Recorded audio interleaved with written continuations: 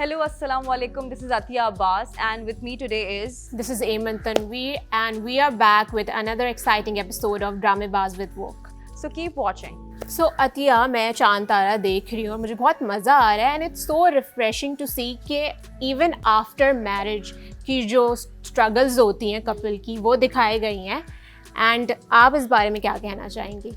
यार it's actually very refreshing to see कि एक नया जोड़ा, एक न्यूली मैरिड कपल के बाद में जो प्रॉब्लम्स और छोटे मोटे इश्यूज होते हैं वो किस तरह से उसको टैकल कर रहे हैं, ठीक है, स्पेशली वर्किंग कपल्स, ठीक है। जैसे कि मतलब इसमें आयज़ा खान जो है एक डॉक्टर का रोल प्ले कर रही हैं, तो उनकी रूटीन को लेके बताया हुआ है कि कितना इतना टफ होता है and how she is managing that and along with giving time to चांद एंड चांद्स फैमिली। तो इसके अंदर थोड़े से डिस्प्यूट्स हैं, लेकिन मुझे जो ओवरऑल जो मैसेज दिया जा रहा है about having a good modern and strong relationship, कि काम के साथ साथ घर की चीज़ों को टैकल करना, तो I am really enjoying that. Specially I would say कि चांद जैसा हस्बैंड हर एक काम करने वाली खातून को मिलना चाहिए, because he's setting a standard, yes, he's standing out and he's doing an amazing job. एक और चीज़ कि दानिश तैमूर और आयज़ा खान की एक्टिंग इतनी नेचुरल है, इतनी नेचुरल है, like even the intimate scenes जो वो कर रहे हैं, तो इतना it's done so beautifully that a person really enjoys watching, ठीक है। आप एक पल के लिए भूल जाते हो कि ये रियल लाइफ कपल भी है, because you are so engrossed in the Chand Tara story.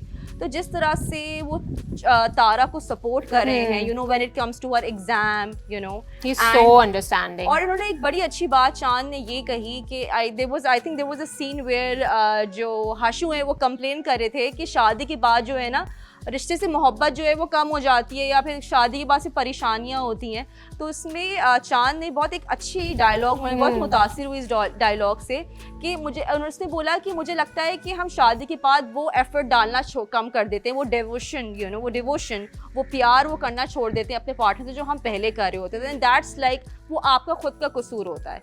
तो I think that was very nice. And मुझे एक और बड़ा मज़े का सीन वो भी लगा कि जब डॉक्टर तारा को पता चलता है कि उनके हस्बैंड और हाशू पार्टी कर रहे हैं, एंड शी इज़ लाइक, उसने बड़ी अच्छी बात बोली जो कि every modern girl should understand कि यार इट्स ओके, हस्बैंड को भी स्पेस देना चाहिए, विच इज़ अगेन ये मतलब मुझे लगता है पहली हिस्ट्री ऑफ टेलीविजन में मैंने पहली बार देखा कि एक औरत स्क्रीन पर आके कह रही है कि नहीं यार, आपको अपने हस्बैंड को भी थोड़ी छूट देनी चाहिए, उसको भी अपना कोई स्पेस देना चाहिए कि अगर वो दोस्तों में कहीं है, कहीं बाहर है, तो it should be a balance, right? And especially women also need space. This is something that we also need to show, It's a both way, it's a two-way thing. So I'm really enjoying this refreshing storyline because कुछ modern जो issues हैं वो भी raise किए जा रहे हैं, तो overall it's been very nice. So चांद ने जो बात बोली कि तारा जब end में दिखाया गया कि मेरा और तुम्हारा इस घर में रह के कुछ नहीं हो सकता, so he is talking about the joint family system, because obviously एक लड़की जो नई ब्राइड होती है उसको सारी चीज़ें देखनी होती है, एंड चांद सिर्फ ये सोच रहा है कि उनको अपना एक कपल टाइम जो होता है, क्वालिटी टाइम, वो नहीं मिल रहा।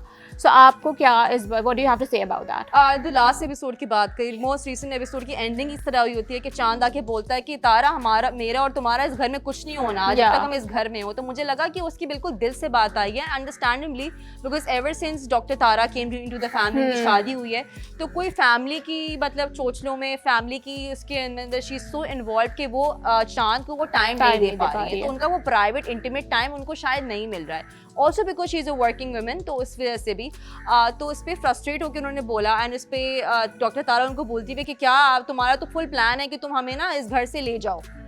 और ऑन द पैरेलल साइड पर अगर देखिए जो हाशू और उनकी जो टिकटॉकर रूमी है, तो उसमें उन लोग की अलग फाइट हो रही है, जिसपे वो रूमी उनको कह रही है कि नहीं, मुझे इस घर में नहीं रहना, मुझे अपनी स्पेस चाहिए, ठीक है, और हाशू कह रहा है कि मैं अपनी फैमिली को नहीं छोड़ूंगा। तो ये दोनों एक छोटी न्यूली मैरिड कपल्स को दिखाया है कि यार हो सकता है कि कोई एक पार्टनर हो कि जो स्पेस चाहता हो और दूसरा नहीं चाहता हो, हम किसी को ब्लेम नहीं कर सकते। I think this is to each their own, कि डिपेंड करता है कि किसको क्या चाहिए। लेकिन आई अंडरस्टैंड कि इस सिचुएशन में दोनों पार्टनर्स को बैठ के प्रॉपर डिस्कस करना चाहिए कि भाई what exactly they do want collectively. They should have a mutual agreement, you know. Exactly. और मुझे लगता है कि इस सिचुएशन में बिकॉज सारेम ऑलरेडी इतना कुछ सफ़र कर चुका है about the joint family, I think Tara should listen to him and actually humour his mother as well कि अपनी अम्मी को भी, डॉक्टर राजिया को भी खुश कर देंगे अगर वो थोड़ा एक डिसीजन ले लेते हैं. बट अगेन तारा जो है वो ऐसी फैमिली से बिलोंग करती है जो जहाँ पे उसको ये फैमिली वाली चीज मिली नहीं है, तो वो उसको भी क्रेव करती है. बिल्कुल. तो I think they should need to find a middle balance somewhere. लेकिन बात ये है कि देखिए इसमें सबसे बड़ा एग्जाम्पल ये है कि joint family is not for everybody.